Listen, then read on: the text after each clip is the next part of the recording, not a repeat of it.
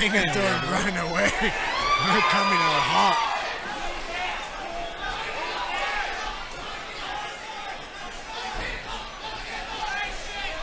And throwing punches and bunches off of each side. We are seeing a mix-up with the kicks as well as the punches from the side of Mr. Tapia. Yeah. Well, Bingham came out throwing hard, you know. He's trying to make up for those 2 fights. Certainly. And I like Bingham. He's moving his shoulders, and he's trying to make sure that he's keeping his head slipping off of the center line and not taking those heavy bombs. Yeah, he's doing a good job at that. Tell you what, though, both of these boys have thighs that are like tree trunks. Yeah, these are some thick boys right here. But again, neither guy really throwing punches to the body yet. I'd like to see one of these guys make that adjustment and start attacking the body a little bit more. Rafa, now we have seen, though, from these two guys, a couple of kicks that have landed to the upper arms. In general, I think that it's underrated or underappreciated by a lot of spectators out there, whether it's boxing, kickboxing, Muay Thai, whatever, hitting the shoulders and hitting that upper arm as basically as a form of trying to pull up that blood and just not a direct way of tiring your opponent out, but an inadvertent way of just adding more of that damage to their system. Yeah, I mean, technically it's a block, but I mean, blocks still produce damage. Like, it all hurts. And you even see, like, Canelo, I forget what fight it was, but he was punching the arms, just trying to gas out. I think it was Callum Smith's arms, Agreed. It's actually, it is underrated. Sometimes, especially with kicking, you can just kick through those arms and just keep hammering them whether they block it or not. And Timothy Bradley, former world champion, has also spoke to it too at times where he let that be his target. Like, he would throw that lead hook and that shoulder is going to be his target, because if he puts a few on that shoulder, there's a chance that, maybe it bruises up a little bit and there's, maybe somewhat of, not necessarily trauma, but you're adding stimulus to that area that the body is not typically used to. The natural inflammatory response is going to let blood go pull up in that area. You let that blood flow run downhill in the arm, potentially making that lead arm a little bit heavier from your opponent, and later on in the fight, maybe it's an inch or two lower from what it originally was, and that attack presents itself. Yeah, and I mean, like you said, like, it'll make it a little bit heavier. It'll slow down your punching. It'll slow down your speed. It might even slow down your defense. So that kind of stuff is huge. And then part of it too is maybe, okay, like, he's blocking everything to the body, but then he gets used to blocking to the body, and now it can go to the head. I mean, I think that we saw a picture-perfect example of setting those traps and preconditioning responses last week in the UFC. Yeah. With Kamaru Usman and Leon Edwards. That was not a fluke kick. That was something that Leon set up early on in the fight by investing with those body kicks. Then once the opportunity came, he crept that shin right up over the shoulder and went shin to chin for the knockout. Walks away as a world champion. 100%. He didn't just swing that too, right? He hit it behind his cross, So, I mean, that's why you see at the higher level is guys, even that far into the fight, still being able to analyze and set stuff up. Certainly, and these boys right here, they are swinging right here to start the second round. I like what I'm seeing coming out. There's a sense of urgency behind what Bingham is doing. Yeah. Well, and Tapia too. I mean, Tapia's coming and chugging them things too, Absolutely. No, they're each other's huckleberry right now. Yeah. Oy. Good uppercut right there from the left side coming from Mr. Bingham. But right now, Tapia doing a better job at moving his head out of the way of the punches. If I was Bingham, I'd be trying to look to run him into a head kick if I could. Definitely.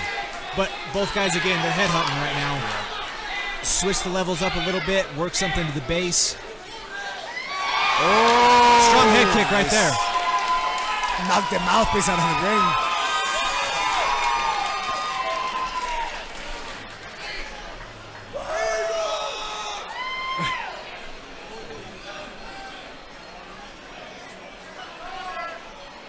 Man, this crowd today is insane, huh? And the instructions right now from the corner.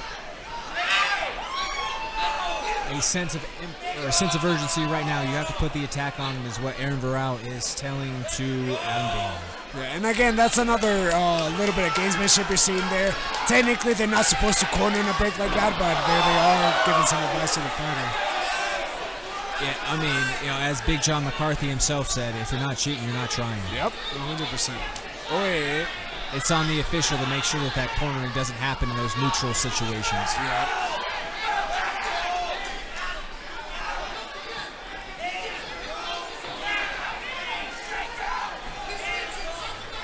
Man, I would like to see some of these guys add some knees to the body there when they get into this range, because they're fighting that perfect range for knees.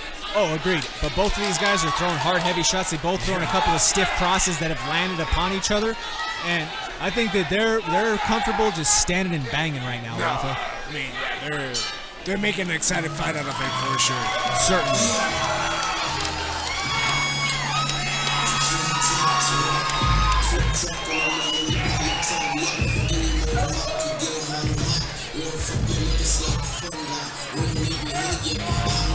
So we have a 10-8 right there in that second round for Bingham.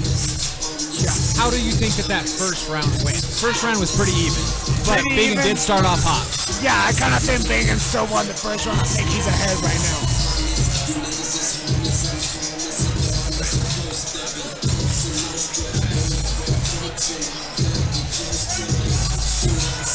If you're in the Tapia corner from Brad Muay Thai, I think you're having to stress a finish right now. You have to go for broke and try to get the finish, right? Yeah, yes, and I would say find those knees to the body in mid-range. Those are going to hurt, and those are more likely to find their finish than attacking the head with hands with those big gloves and the headgear. Certainly. Touch him up for the third. An attack right away to the body, though, from Tapia, so it might have been something that was pulling her off, Rafa. Yeah. If you're already down, you got nothing to lose, you know. Just go out there and leave it all out there as we can.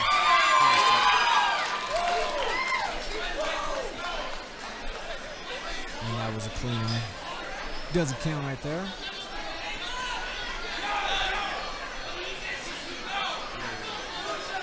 And in those moments where Tapia overcommits and swings and misses, that's where I would have liked to have seen a little bit more of the urgency from the Bingham side. Jump on it right there. Don't let him reset. While he's uncomfortable and off balance, put the pressure on him. I agree. But again, that's one of those experience things, you know. Like, you don't really start to notice those openings until you get a little bit more experience and see it more. Great high kick right there, though, from Bingham. Crack back, though, from Tapia.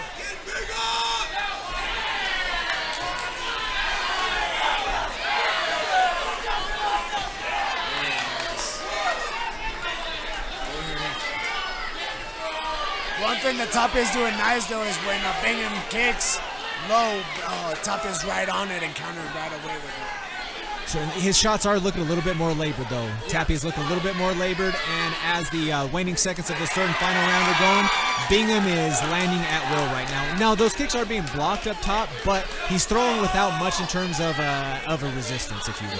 Yeah. And like you said, I think part of it, too, is those kicks, like you were saying, is going to add up on the arms and make those arms heavy. Certainly. And give credit to Tapia because he's cracking back and now he's offering a return. Yeah. But I think it's just too little too late in this third round. I think that the way that Bingham put the pressure on and landed these power shots, it's just going to be too much to overcome once the scorecards get read out. Yeah, I think that's all Bingham right there. That's a good fight, though. Good fight. Hey, great fight by both gentlemen right there. Each of you gave max effort.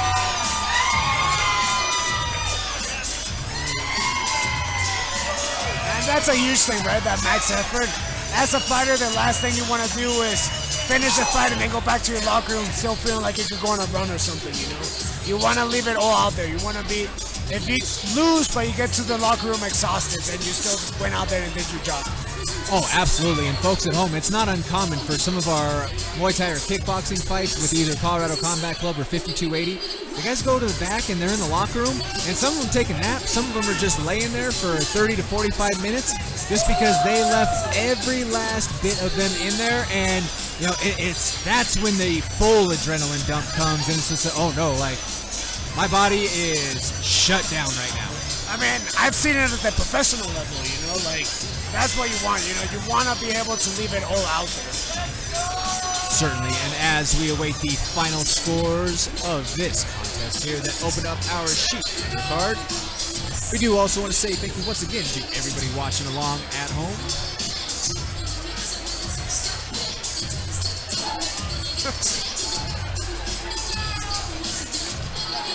It looks like a breath of relief or a sigh of relief, if you will, from Aaron Varao of Prodigy House. Will that stay in just a couple of moments as we have the readout of our official score this afternoon? Ladies and gentlemen, bout number 7, unanimous decision in the red corner. And all smiles for the boss.